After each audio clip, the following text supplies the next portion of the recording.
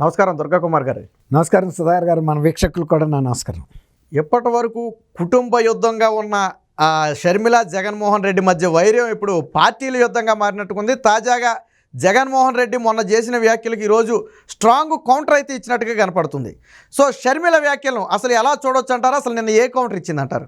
షర్మిల గారిని వీళ్ళు అనవసరంగా రెచ్చగొడుతున్నారండి. షర్మిల గారికి ఆమె ఒక వ్యక్తి, ఆమెకు ఒక వ్యక్తిత్వం ఉంది, ఆమెకు కొన్ని ఆశయాలు ఉన్నాయి. అట్లాంటిది ఆమెని వీళ్ళు ఏదో ఒక మా పార్టీలో ఉండి ఒక బానిసలాగా పనిచేయమని దృక్పథంగా మాట్లాడుతున్నారు. అందులో ప్రతి వాళ్ళు మాట్లాడుతున్నారు. ఇప్పుడు సజ్జల రామకృష్ణారెడ్డి గారు ఉన్నారు, వాళ్ళ కుటుంబకు సంబంధించిన విషయం అండి. ఆమె మీద ఎంత అవాకులు చవాకులే కాదు, అసభ్యం అశ్లీలమైన పదజాలం కూడా ఉపయోగిస్తున్నారు ఈ సోషల్ మీడియా పేరుతో. ఆమె రాజశేఖర రెడ్డి గారికి పుట్టలేదనే ప్రచారం కూడా సోషల్ మీడియాలో చేస్తున్నారు. ఆమె కూడా అదే మాట 5 నిమిషాల్లో అనొచ్చు. కానీ ఆమె జగన్మోహన్ రెడ్డి గారి కన్నా చిన్న వయసు అయినా కూడా ఇది అల్టిమేట్గా బజారును పడేది, ప్రతిష్ట పోయేది రాజశేఖర రెడ్డి గారి కుటుంబానికి సంబంధించి. వీళ్ళ ఏముందండి, మన ఒళ్ళు కానప్పుడు ఎవరిదైనా అయితే ఒళ్ళు ఎంతైనా కాల్చొచ్చు. ఇప్పుడు అదే పరిస్థితి జరుగుతుంది అక్కడ. కనీసం జగన్మోహన్ రెడ్డి గారు కూడా కొంచెం సంయమనం పాటించాలి. అది ఆయనే పాటించినప్పుడు కింద వాళ్ళు ఎందుకు పాటిస్తారండి? ఇప్పుడు మీరెందుకు ఇట్లాంటి ప్రెస్ కాన్ఫరెన్స్లు పెట్టి ఇలాంటి మాటలు మాట్లాడుతున్నారని వార్న్ చేయొద్దా అండి? అమెరికా నుంచి ఒకడు మాట్లాడతాడు, ఇక్కడ ఒకడు మాట్లాడుతున్నారు. అల్టిమేట్గా అది ఇప్పటికే వివేకానంద రెడ్డి గారి హత్యతో ఆ కుటుంబం తల ఎక్కడ పెట్టుకోవాలో తెలియని పరిస్థితిలో ఉంది.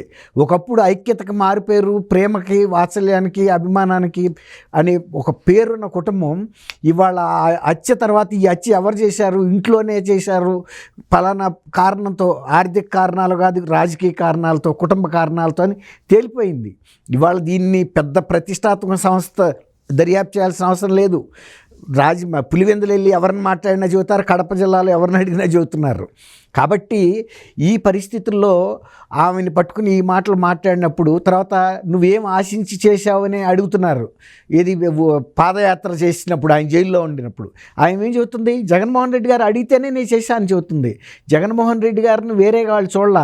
ఆ రోజున భారతి గారు కానీ జగన్మోహన్ రెడ్డి గారి కష్టాల్లో ఉంటే నేను నా తల్లి వీధుల్లో పడుకుని మేము రాత్రులు పగలు ప్రచారం చేసి ఆయన్ని గద్దెనెక్కించాం.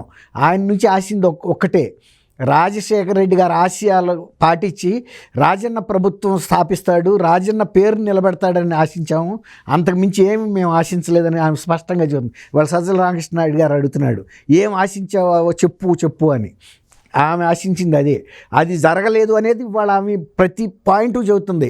రాజశేఖర రెడ్డి గారి ప్రభుత్వంలో ఎటువంటి పరిపాలన జరిగింది, ఎటువంటి ప్రజల పట్ల ఆయన ప్రేమాభిమానాలతో ఉండేవాడు, తర్వాత రైతుల్ని ఎలా ఆదుకునేవాడు, రైతే రాజు అనేవాడు, నేను రైతు పక్షపాతిని అనేవాడు. అట్లా ప్రతి అంశంలోనూ పేదల మనిషిగా నిలిచాడు. ఇవాళ మీరు కోటలు కట్టుకుని ఇవాళ అందులో కులుకుతున్నారు. ఇవాళ ఎలక్షన్లు వచ్చినాయని బయటకు వచ్చారు. అట్లా ప్రతిదీ చెబుతుంది ఆమె. దాంట్లో ఏది అది చెప్పండి మీరు సమాధానం. అది చెప్పకుండా నువ్వేం ఆశించావంటే ఆమె ఏం ఆశించింది? ఆయన అధికారులు అదే కనుక ఇప్పుడు పని ఆయన కూడా అంత త్యాగైతే, అమ్మ నాకన్నా కూడా నువ్వు ఎక్కువ కష్టపడ్డావు, నువ్వు ముఖ్యమంత్రి పదవి తీసుకోమని అనాలి కదా ఆయన కూడా. ఇప్పుడు పని ఈమె స్వార్థంతో చేసింది అనుకుంటాం, ఆయన త్యాగమూర్తి అనుకుంటాం. నేను జైల్లో ఉన్నాను ఆ టైంలోనూ, మరి నా తరపు నువ్వు ప్రచారం చేసావు కాబట్టి నువ్వే నిజమైన వారసురాలివి, నాన్నకి అంత పాదయాత్ర చేసావు అని ఎక్కించాలి కదా. ఇంకోటి ఆమె అడుగుతుంది ఏంటంటే, ఇవాళ జరుగుతున్నటువంటి పరిపాలనలో ఎక్కడన్నా రాజశేఖర రెడ్డి గారి ఆశయాలు, ఆయన ఏదైతే ఆశించి ఎటువంటి విధానాలు అనుభవించాడో చెప్పమంటుంది. వాళ్ళ కాంగ్రెస్ పార్టీని వీళ్ళు ఒక కుటుంబాన్ని చీల్చింది, రాష్ట్రాన్ని చీల్చిందని చెబుతున్నారు. అదే కాంగ్రెస్ పార్టీ రాజశేఖర రెడ్డి గారిని 2 సార్లు ముఖ్యమంత్రి చేసింది, 2 సార్లు పిసిసి ప్రెసిడెంట్ చేసింది, తర్వాత వీళ్ళ కుటుంబంలో ఆయన్ని ఎంపీగా చేసింది, తర్వాత వివేకానంద గారిని చేసింది. చెప్తున్నా ఎంతోమందిని ఆ కుటుంబం పైకి తీసుకొచ్చింది. ఇప్పుడు కాంగ్రెస్ మీద నిజంగా కనుక అంత విషపూరితమైన పార్టీ అయితే నువ్వు వైఎస్ఆర్ కాంగ్రెస్ పార్టీని ఎందుకు పెట్టావు? నిజంగా కాంగ్రెస్లో అంత విషం ఉంటే నీ పార్టీలో ఆ కాంగ్రెస్ అనే పేరు ఎందుకు పెట్టుకున్నారండి? తండ్రి పేరు పెట్టేసుకుని వైఎస్ఆర్ పార్టీ అంటే సరిపోద్ది. నిజంగా కనుక జగన్మోహన్ రెడ్డి గారికి కాంగ్రెస్ పార్టీ కనుక అంత విషపూరితమైన పార్టీ, ఇది కుటుంబాలను చీల్చుతుంది, మనుషులను చంపుతుంది. ఇప్పుడు రాజశేఖర రెడ్డి గారిని కూడా చంపిందని కూడా చెప్పాడు కదా. ఆ తర్వాతే కనుక పార్టీ పెట్టింది.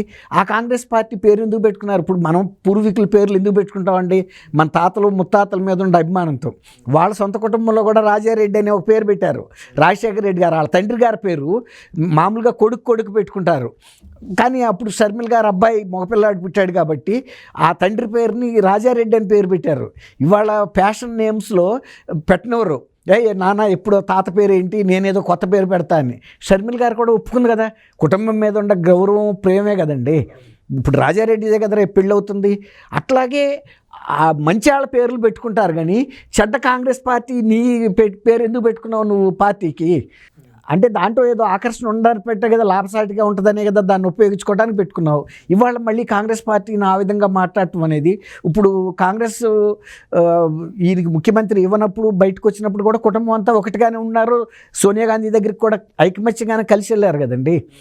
ఆమె ఏమంటుంది, నువ్వు ఒక మంచి ముఖ్యమంత్రి అవుతావు అనుకున్నా కానీ ఇట్లాంటి ముఖ్యమంత్రి అవుతావు అనుకోలేదు, ప్రజల్ని ఇలా విధంగా పీడిస్తావు అనుకోలేదు, ప్రజల మీద దాష్టికాలు చేస్తావని నేను ఆశించలేదు, రైతుల పట్ల ఇంత నిర్లక్ష్యం వహిస్తావని కూడా నేను ఊహించలేదు. తర్వాత బీజేపీ ప్రభుత్వ పరిపాలన జరుగుతుందని చెబుతుంది. ఆమె చెప్పటం కాదు, నిర్మలా సీతారామన్ ఎవరండి? రాష్ట్ర ఆర్థిక మంత్రి, కేంద్ర ఆర్థిక మంత్రి. అంతకుముందు పార్టీలో చాలా ముఖ్యమైన పాత్రలు పోషించింది, స్పోక్స్ పర్సన్గా కూడా. ఆమె కూడా ఎవరిని చెప్పింది? దేశంలో ఏ ముఖ్యమంత్రి కూడా మోడీ గారికి, ప్రధానమంత్రికి దత్తపుత్రుడిగా చెప్పాల. ఈయనకి అంత ప్రాధాన్యత ఇస్తున్నారు. ఎందుకు ఇస్తున్నారు? నువ్వు వాళ్ళకి బేషరతుగా అన్నిటికీ మద్దతు ఇస్తున్నావు.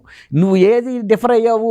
ఏ బిల్లుల మీద, రైతు వ్యతిరేక బిల్లులు పెట్టినప్పుడు కూడా నువ్వు సమర్థించావు. ఈ ఫలాంటి అంశాల వారీగా నేను మద్దతు ఇస్తున్నాను బీజేపీ. కానీ నిన్న ఆయన ఇండియా టుడే చీఫ్ ఎడిటర్ని అడిగిన ప్రశ్నలో అన్నాడు, ఏ పాలసీని డిఫర్ చేశారు మీరు? అన్ని పాలసీని, ఎందుకంటే నీ మీద ఉన్నటువంటి ఆర్థిక నేరాలకు సంబంధించి కేసులు సరి చేసుకోవటానికి, వాటిని బయటికి కదలకుండా చేసుకోవటానికి బేషరతుగా షరతులు ఇస్తున్నామని తెలిసిపోతుంది కదా. ఇచ్చింది లోక్సభలో ప్రతి వాళ్ళు చూస్తున్నారు కదండి, ప్రపంచం అంతా లైవ్. ఇవాళ పూర్వంలాగా ఏమీ సీక్రెట్గా జరిగే సమావేశాలు లేవు కదా రాజ్యసభలో. కానీ నిన్న షర్మిల కొన్ని వ్యాఖ్యలు చేసింది. నా కుటుంబాన్ని చీల్చింది ఎవరో అందరికీ తెలుసు, నా తల్లికి తెలుసు అని కొన్ని వ్యాఖ్యలు చేసింది.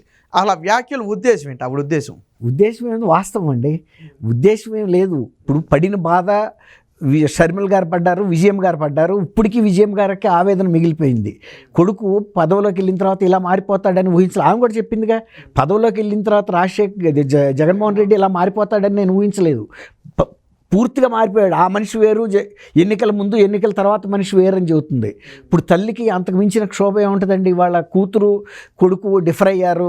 తర్వాత రాజశేఖర రెడ్డి గారు కొడుకు ఇలాంటి పరిపాలన సాగిస్తున్నాడంటే ఆమె రాజశేఖర రెడ్డి గారు ఆమె భర్త ముఖ్యమంత్రిగా ఉన్నప్పుడు గర్వంగా ఫీల్ అయింది. రాజశేఖర రెడ్డి గారి కీర్తి పతాకం అంత ఎత్తున ఎగిరింది. ఆ రోజున గర్వపడ్డారు. ఇవాళ ఆ రోజున అందరూ తిట్టుకుంటున్నారు, వాళ్ళు వింటున్నారు. వాళ్ళు ఏమీ చేయలేని పరిస్థితిలో గుడ్లో నీళ్లు కుక్కుని కూర్చుంటున్నారు. ఇప్పుడు వాళ్ళు ఎప్పుడు కూడా నీచమైన పనులు చేయమని ఆ కుటుంబం కోరుకోదండి. ఇప్పుడు ఒక ఎన్టీఆర్ గారు హెల్త్ యూనివర్సిటీదే తీసుకుందామండి. ఆ హెల్త్ యూనివర్సిటీ పేరు మార్చమని వైఎస్ఆర్ గారి కుటుంబంలో ఎవరన్నా కోరుకుంటారండి? వైఎస్ఆర్ కుటుంబం అనేది ఒక స్థాయి గల కుటుంబం అంతే తప్ప ఇట్లాంటి నీచమైన ఆలోచనలు చేసే లేదు. ఎప్పుడైతే వివేకానంద రెడ్డి గారు హత్య జరిగిందో ఆ కుటుంబం విలువ నిట్టనిలోనే కూలిపోయిందండి. ఇవాళ జరుగుతున్న అన్ని కుక్కమూతి పిందిల్లాగా ఉన్నాయి. ఇవాళ వైఎస్ రాజశేఖర రెడ్డి గారి కుమారుడిగా చెప్పుకుని వారసుడిగా ఆయన చేస్తున్న నిర్ణయం కుక్కమూతి పిందలు అంటారు చూసారా, ఆ పరిస్థితికి వచ్చింది. కోనారిల్లిపోతుంది. అస్సలు వైఎస్ రాజశేఖర రెడ్డి గారి యొక్క ధర్మ తత్వం కానీ, ఆయన యొక్క భారీ ఆలోచనలు కానీ, ప్రజల పట్ల ఉండే ప్రేమ అభిమానాలు, తర్వాత అనుచరుల పట్ల ఆదరణ కానీ అవేవి కూడా కనిపించట్లేదు. కాబట్టి ఆ తల్లి ఎందుకు చెప్పింది తల్లి పేరు? నాకు తెలుసు ఎవరు చీల్చారు అని. వాళ్ళు ఇమ్మీడియట్ బాధితులండి. వాళ్ళకి తెలియకపోతే ఇంకెవరికి తెలుసు? ఆమె చెప్పింది 100% వాస్తవం. అంటే కావాలనే వైసీపీ షర్మిలను రెచ్చగొట్టి ఈ విధంగా మాట్లాడిస్తుందా? వైసీపీకే డ్యామేజ్ కదా అది. డ్యామేజ్ కావాలని కాదండి, తెలియకండి. వాళ్ళకి ఇక అధికారంలో ఉన్నప్పుడు ఇక అది చివరి కాలానికి వచ్చేసారు. ఇవాళ ఏ విధమైనటువంటి ఆశ కనపట్టాలి అక్కడ. ఏదైనా అభివృద్ధి గురించి చెప్పి ప్రజల్ని కన్విన్స్ చేయాలి కానీ ఇలా షర్మిల గారినో చంద్రబాబు నాయుడునో పవన్ కళ్యాణ్నో విమర్శించడంతో ఏం కడుపు నిండదు కదండి. మనం గాలి పీల్చుకుని కడుపు నింపుకోగలమా? అన్నం తినాలి. అట్లాగే నువ్వు ఏదైనా చేసిన డెవలప్మెంట్ ఉంటే చెప్పడానికి ఏమీ లేని పరిస్థితుల్లో ఇవన్నీ కూడా ఈ కోర్టుల చుట్టూ తిరగటం ప్రజల యొక్క అటెన్షన్ని, వాళ్ళ ఆలోచన విధానాన్ని మళ్ళిస్తున్నారు ఇతర విషయాల మీదకి. ఇప్పుడు అట్లాగే షర్మిల గారిని రెచ్చగొట్టి షర్మిల గారిని కనుక తిడితే సంతోషిస్తారనుకున్నారు. షర్మిల గారిని, ఒక ఆడపిల్లని తిడితే సంతోషించే ప్రజలు ఉండరండి, బాధపడతారు. ఇంకా షర్మిల గారు అంత ఇంకా సంయమనంతోనే మాట్లాడుతుంది. ఇంకా కనుక శృతి మించిన రోజున ఆమె కూడా కడుపు చించుకుంటే కాళ్ళ మీద పడుతుందని ఆమె చెబుతుంది కదా. నేను నా బిడ్డల్ని, ఇంటిని, వాకిల్ని వదిలిపెట్టి నేను ఈయన కోసం అపరాత్రులు, రాత్రులు, నెలల తరబడి నేను రోడ్ల పడి తిరిగానని. అది వాస్తవం కాదా? ప్రజలు చూడలేదా? ఇవాళ ఏం ఆశించావని అంటే వీళ్ళంతా ఏం ఆశించి మాట్లాడుతున్నారు? ఒక్కొక్క నెలకు 5 లక్షలు 10 లక్షలు జీతాలు తీసుకుంటా మీరు చేశారు. ఆమె ఏమి జీతాలు తీసుకుని చేయలేదే. ఆమెకి ఎంత పే చేసి మనం ఆ రుణం తీర్చుకోగలుగుతాం అనేది పార్టీలో కూడా ఉండాలి కదండి. ఒక మహిళని ఆ విధంగా, అది కూడా ఆమె కూడా చెప్పింది, ఒక మహిళని అనుకుని నన్ను నా మీద కనుక మీరు ఇట్లాంటి అవాకులు చవాకులు పేలితే దానికి మూల్యం చెల్లిస్తారని. అది జరుగుతుంది రేపు జరగబోయే రోజుల్లో. రేపు ఎన్నికల్లో కరెక్ట్గా జరిగేది అదే.